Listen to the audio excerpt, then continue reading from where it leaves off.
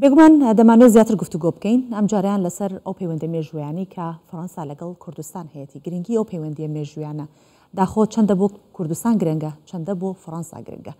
دەمانوێت بە میوانداری دکتۆر شوان خۆشناو هەندێک پرسیار و گفتوگۆ بکەیت بەیەکەوە کە مامۆستای زانکۆی ئەمڕۆ میوانی ئێمە لە هەواڵەکانمان. بەخێر هاتی. زۆر سپاس بۆ جەنابەت. دکتۆر بێگومان لەم سەدەیە فەڕەنسا بە چەند قۆناغێک سوودی زۆر گرنگی هەبووە بۆ کوردستان، هەر لە دەرکردنی ئەو پرۆژە بڕیاری یاخود ئەو پرۆژەیە کە هی فەڕەنسا بوو کە بڕیاری 688 لێ دروست بوو، جا دواتر تا بگاتە شەڕی داعش و ئیتر هاوکاریەکانی بۆ پێشمەرگە و هەتا دوایی تا ئێستا کە سەردانەکانیان هەر بەردەوامە.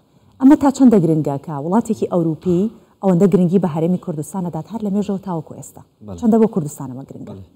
دیارە وڵاتێکی وەکو فەڕەنسا خاوەن شۆڕشی گەورەی فەڕەنسیە کە شۆڕشێکی ئاسۆیی بوو، کاریگەری لەسەر ڕۆژ ئاوا و ڕۆژهەڵاتیش هەبووە. لەو سەردەمەدا سەردەمی میر بەدرخان پاشای بوو، ینی ئەو کاتە دەگوترێت بەدرخان پاشاش کاریگەر بوو بە شۆڕشی فەڕەنسی. دواتر ئەو پەیوەندی لە نێوان کورد و لە نێوان فەڕەنسیەکان بەردەوام دەبی. سەرەتای ئەو پەیوەندیانە بە شێوەیەکی تۆکمە و پتە و دەگەڕێتەوە بۆ شۆڕشی ئەیلول. لەو کاتە ئەگەر سیر بکەین زۆر لە ڕۆژنامە نووسان و خەڵکی بیانی فەڕەنسیەکان سەردانی کوردستانیان کردووە. لەوانە فرانسۆ خافێرلۆڤات ئەو سەردانی خودی سەرۆک بارزانی نەمری کردیە، ئەلبومەکی وێنەی هەیە، هەروەها کریس کۆچێرە، چەندین ڕۆژنامە نووسی دیکەمان هەیە. مەبەست لەو سەردانانە و پەیوەندی دەرەچەکانی شۆڕشی ئەیلول بوونی مەسەلەن دکتۆر کامەران بەدرخان وەکو مامۆستای زانکۆ لە سۆربۆنی فەڕەنسا دەکرێت بگوترێت ئەو پردی پەیوەندی بووە لە نێوان پەیوەندیە دەرەچەکانی شۆڕشی ئەیلول و کەسایەتیە سیاسی و کارجێڕیەکانی فەڕەنسا کە لەو کاتە کاریگەریان هەبووە لەسەر دروستکردنی ڕایگشتی و ناساندنی پرسی کورد بە فەڕەنسیەکان. ئەو پەیوەندیانە بەردەوام دەمێنێتەوە، ینی دەگوترێت لە سەردەمی شارڵ دی غۆڵی کە سەرۆکی فەڕەنسا بووە ئەو پەیوەندی کورد و فەڕەنسیەکان تا ئاستێکی باش بەردەوام بووە. پەیوەندەکان درێژەی هەیە تا ڕاپەڕینی ئازاری ساڵی 1991 دەزانین ئەو کاتی کە فرانسۆ میتەران و خێزانەکەی دانیال میتەران کە ئەو کاتە بە دایکی کوردان ناوزەند دەکرا لەبەرەوەی لە ناخۆشی و مەینەت لە کاتێکدا کە خەڵک تووشی کۆڕەوەکە بوو ئەو سەردانی کوردەکانی کرد لێرە، هاوکات بەشداری و هاوخەمی ئەو کۆڕەوەی کردووە. کاریگەری زۆری هەبوو لەسەر ناساندنی پرسی کورد و لەسەر دەرکردنی ئەو بڕیارە گرنگەی بڕیاری دژەفرین و ناوچەی ئارام کە فەڕەنسیەکان پرۆژەکە هەروەکو بەخۆت ئاماژەت پێکرد. ئەو پرۆژەی خۆیان بوو و کاریگەری زۆریان کردە سەر کۆمەڵگەی نێودەوڵەتی، چونکە لە بیرمان نەچی وڵاتی فەڕەنسا ئەندامێکی هەمیشەی ئەنجومەنی ئاسایشی نێودەوڵەتیە، هەروەها دەنجێکی زۆر کاریگەرە لە یەکێتی ئەوروپا. بەڵێ باشە دکتۆر، بۆی کە بێ بگەڕینە دواتر بگەڕینەوە، فەڕەنسا یەکەم وڵات بوو کە دانی بە پەرلەمانی کوردستانە. فەڕەنسا یەکەم وڵات بوو کە کۆنسوڵخانەی لە هەرێمی کوردستان کردەوە. ئەمانە هەمووی پێ وایە لەسەر چ بنەمایەکە؟ واتەمە بەستمەوە پەیوەندیەکانی هەرێمی کوردستان و فەڕەنسا لەسەر چ بنەمایەکە؟ بۆچی هەمیشە پشتیوانی لە هەرێمی کوردستان بکات؟ وەکو ئاماژەمان پێکرد ئەو پەیوەندیانە دەگەڕێتەوە پێشتر، بەڵام فەڕەنسا نادیدەنیە لە بارودۆخی هەرێمی کوردستان و لە مەسەلەی سەقامگیری ئاسایش و لە مەسەلەی سەقامگیری سیاسی کە لە کوردستان هەیە بە بەراورد لەگەڵ شارەکانی دیکەی عێراق جیاوازی زۆرە. ئەو لەوە دەگات کە دەتوانێت لە ناوچەیە کە سەقامگیری سیاسی و ئاسایشی تێدا بێت بتوانێت وەبەرهێنان بکات، بتوانێت کاریگەری هەبێ بۆ بوژانەوەی ژێرخانی ئابووری هەرێمی کوردستان و پەیوەندیەکان بەردەوامیان هەبێت.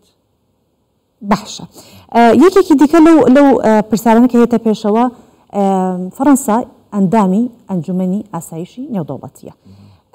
ڕۆڵی وەکو وڵاتێکی هەرێمی و هەروەها نێودەوڵەتیش چییە بۆ هەرێمی کوردستان کە بتوانێت زیاتر پاڵپشتی هەرێمی کوردستان بکات؟ ڕۆڵی زۆر گەورەی هەیە. فەڕەنسا یەکێکە لەو وڵاتانەی کە حساباتی بۆ دەکرێت لە ڕووی نێودەوڵەتیەوە. لە بیرمان نەچی بۆ نمونە هاتنی فرانسۆ ئۆڵاند دووجار لە لای سەرۆک بارزانی لە گەرمەی شەڕی داعش لە حوزەیرانی 2014 هاوکات چوونی سەرۆک مەسعود بارزانی بۆ فەڕەنسا و پێشوازیکردنی لە لای ئەوان.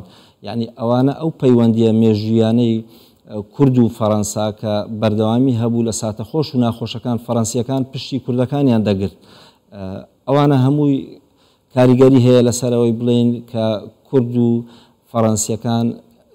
فەڕەنسیەکان بە پلەیەک وەکو زلهێزێک لە ساتە ناخۆش و مەینەتبارەکان لە بەرامبەردا لە ساتە خۆش و سەروەریەکانیش پاڵپشت و هاندەری گەلی کورد بوون لە ناوچەکە بۆیە دۆستایەتی کورد و فەڕەنسا لەلایەن کوردیشەوە بەرز دەنێرخێندرێت بەڵگەی ئەوەی فەڕەنسیەکان لە دوای چوونی شەیع سوودانی بۆ سەرۆک وەزیرانی عراق بۆ فەڕەنسا دوای مانجێک سەرۆک وەزیرانی هەرێمی کوردستانیان داوت کرد بە شێوەیەکی فەرمی و پێشوازیکردنی لە کۆشتی ئەلیزا و تاوتوێکردنی کۆمەڵک پرسی سیاسی و مەسلەی پشگیریکردنی فەڕەنسیەکان لە دەستوری عراقی و لە مافەکانی کورد لە ناو دەستور و دواتر کۆبوونەوەی لەگەڵ سەرۆکی ئەنجومەنی سینات و لەگەڵ شارەداری یاخود سەرۆک شارەوانی گەورەی پایتەخت پاریس ئەوانە هەموو بەڵگەی ئەوەن کە فەڕەنسیەکان بەبایەخەوە دەڕوانە پرسی کورد و دەڕوانە بارودۆخی ئابووری کوردستان.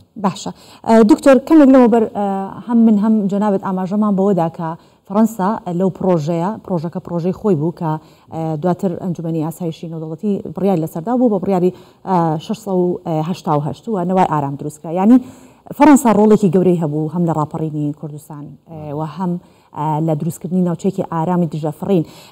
ئێستا کوردستان ئەمە پەیوەندیەکی دێرینی پێشترمان باس کرد بۆ داهاتوو باس بکەین. هەرێمی کوردستان دەبێت چی بکات؟ چۆن پەیوەندیەکانی زیاتر پەرە پێ بدات و چەندە گرنگە کە پەیوەندیەکانی پەرە پێ بدات؟ ئەبێت چه ئاڕاستەیە بە پەیوەندیەکانی؟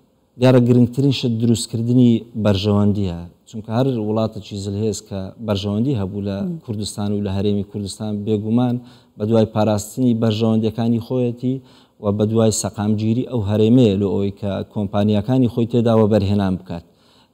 بۆیە زۆر گرنگە کۆمپانیا فەڕەنسیەکان لە کوردستان بتوان کاری وەبەرهێنان بکەن و پەیوەندی ئابووری لەگەڵ حکوومەتی فەڕەنسا و لەگەڵ کۆمپانیا ئابووریەکانی فەڕەنسا ببەستن. ئێمە سپاس دەکەین دکتۆر شوان خۆشناو مامۆستای زانکۆ لەگەڵمان بوویت. سپاس بۆ بەشداریکردن لە هەواڵەکان لەگەڵمان. زۆر سپاس.